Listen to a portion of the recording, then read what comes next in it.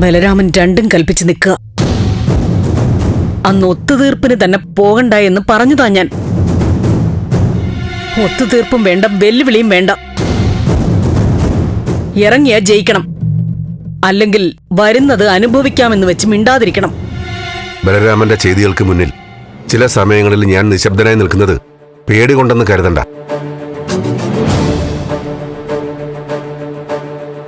ഒന്നായി ഒരേ മനസ്സായി നടന്നവരാ.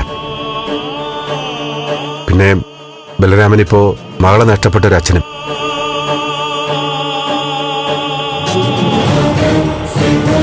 കല്ലെറിഞ്ഞത് എന്റെ അണികളല്ലല്ലോ, അത് ബിനാമി, ബലരാമന്റെ ഏജന്റ്.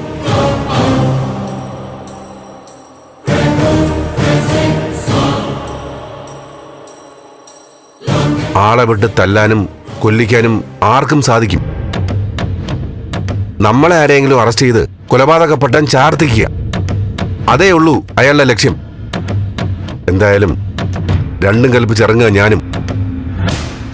വേണ്ടച്ച, അച്ഛൻ പറഞ്ഞതുപോലെ മീര മരിച്ചതിന്റെ വിഷമത്തിൽ ബലരാമനങ്ങള് മാനസിക നില തെറ്റി നിൽക്കുക. നോർമലാവുമ്പോ എല്ലാം തിരിച്ചറിയും.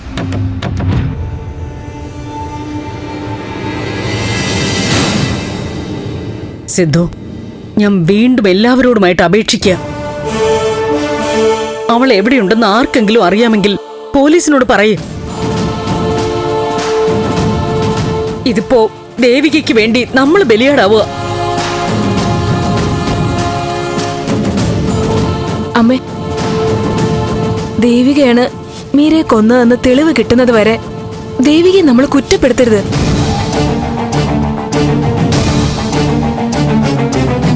അവളാണ് കൊന്നതെന്നതിന് പ്രത്യേകിച്ച് തെളിവൊന്നും വേണ്ട. മരിച്ചത് മീരയാണെങ്കിൽ കൊന്നത് ദേവിക തന്നെയാ. അതാരൊക്കെ മാറ്റി പറയാൻ ശ്രമിച്ചാലും നടക്കില്ല. ദേവികയാ മീരയെ കൊന്നത്. അവളെ നിയമത്തിന് മുൻപിൽ കൊണ്ടുവന്നേ പറ്റൂ.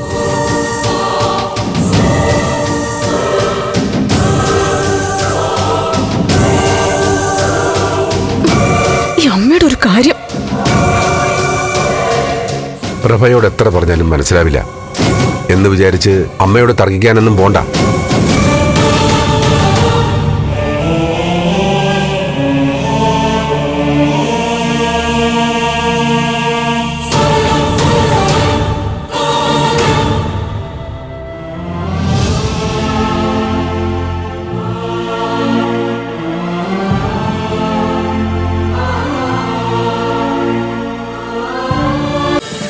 ഫ്ലവേഴ്സ് ഒരുക്കുന്ന കാഴ്ച വസന്തം യൂട്യൂബിൽ പ്രേക്ഷകർക്ക് ലൈവായി കാണാം.